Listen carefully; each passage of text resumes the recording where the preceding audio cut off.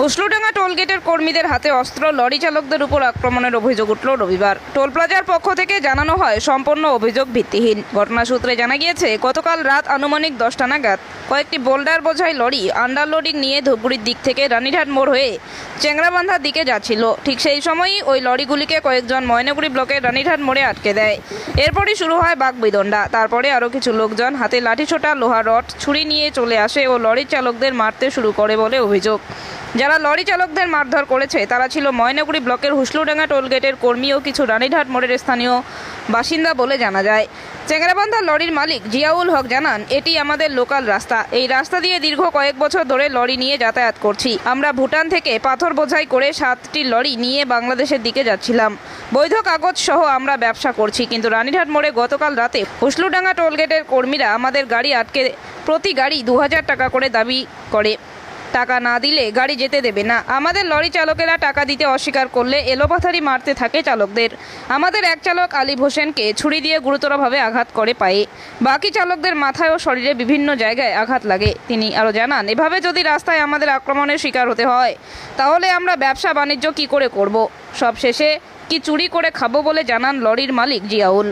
তাই আজ ময়নাগুড়ি থানায় লিখিত অভিযোগ জমা করে। অন্যদিকে টোলগেট কর্তৃপক্ষের সঙ্গে যোগাযোগ করার চেষ্টা করলে টোল প্লাজার ম্যানেজার আমাদের জানান, আমাদের টোল প্লাজায় কোনো গণ্ডগোল হয়নি এবং কোনো মারামারির ঘটনা ঘটেনি। অভিযোগ সম্পূর্ণ ভিত্তিহীন। রবিবার ময়নাগুড়ি থানার পুলিশ সূত্রে জানা গিয়েছে, অভিযোগের ভিত্তিতে তদন্ত শুরু হয়েছে।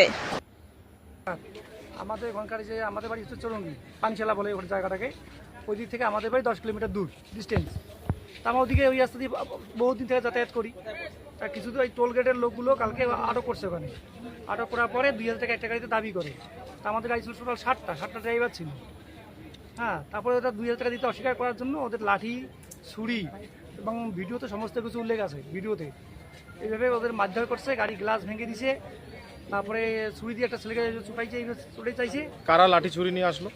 টোলগেটের লোক আর স্থানীয় কিছু লোক ওখানে মিলে মিশে ওরা আছে। স্থানীয় লোকদের ওদের পয়সা দিয়ে রাখে। এটা কি টোল কর্তৃপক্ষ? টোল কর্তৃপক্ষ মেন হচ্ছে টোল কর্তৃপক্ষ এই ব্যাপারটা করতেছে। আজকে কি করলেন আপনারা? আমরা তো আজকে যে থানায় এফআইআর করলাম। কয়জনের আঘাত লাগছে? আঘাত তো 7,000 মারছে, তোদের সামান্য কিছু, ওদের মানে অত কিছু নেই। একে তো মানে ছুরি চড়াইছে, এখানে চোট লাগছে ওর। তো এখন কি চাইছেন আপনারা? আমরা সুবিধা চাচ্ছি যে আমাদের ওই রাস্তা বহুদিন থেকে চলে, ওই রাস্তা বন্ধ করবে কোন অধিকারটা আছে? আমাদের গাড়িতে পেপার সব ওকে আছে, ট্যাক্স দিয়ে চলি আমরা। কিসের গাড়ি ছিল? বোল্ডার, পাথরের গাড়ি। আমরা কি ব্যবসা করে খাবো না? আমি চোর করবো নাকি আমরা, বলুন?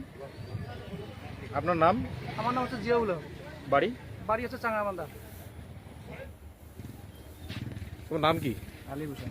আচ্ছা, ঘটনাটা কি হয়েছিল একটু পুরোপুরি বলো। আমরা ভুটান থেকে আসতেছি, আসার পরে আমরা বাড়ি যাবো, ওইদিকে রানীহাটের মোড়ে গাড়ি থামছি, বেড়িয়েল ছিল, তার জন্য আমরা গাড়ির আটক করছি। তারপরে আমাদের টোলের লোক আসছে, ওখানে টোলের লোক ছিল ওখানে, বলতেছে এদিকে যাওয়া হবে না। আমরা বলতেছি কিসের জন্য যাওয়া হবে না? ওরা বলতেছে এদিকে নো এন্ট্রি আছে টোলে। মানে রানীরহাট দিয়ে যেতে দিবে না? হ্যাঁ। তোমরা কোথায় যাচ্ছিলা? আমরা যাচ্ছি চাংরাবান্ধা। এই কিসের গাড়ি নিয়ে? বোল্ডার। আচ্ছা, তারপর কি হলো? তারপরে ওরা বলতেছে এইদিকে যাইতে দেবে না। তারপরে আমরা বলতেছি কেন যাচ্ছি? বলতেছে টোলের নো এন্ট্রি। আমরা বলতেছি কিসের নো এন্ট্রি? বলতেছে টোলের নো এন্ট্রি। তারপরে আমরা এখানে দাঁড়াইছিলাম। তারপর আধা ঘন্টার পরে ওদের লোক আসলো। লোক আসার পরে আমাদের বেরুম মারধর চার করলো ছুরি দিয়ে। কতজন আসলো অনুমানিক? 20 জন। তারপর আমাদের এইখানে মেরেছে, এইখানে ছুরি দিয়ে কোপ দিছে আমাদের এইখানে। কোপ দেওয়ার পর আমাদের গাড়ি ভাঙচুর করছে। তারপর পয়সা আবার 2000 টাকা করে চাচ্ছে। যদি দেওয়া হয় তাহলে যাইতে দিবে, আর যদি না হয় তাহলে যাইতে দিবে না। আচ্ছা, এখন কি করলেন? এখন থানায় কমপ্লেন করলাম। কি চাচ্ছেন? আমি সুবিধা চাচ্ছি, বিচার চাচ্ছেন?